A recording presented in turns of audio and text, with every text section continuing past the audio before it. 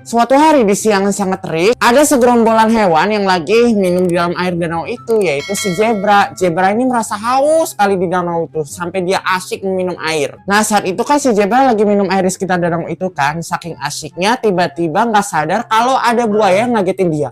Alhasil si zebra itu ngeguling-guling semua dan beserta buayanya gitu, kaget, lucu banget.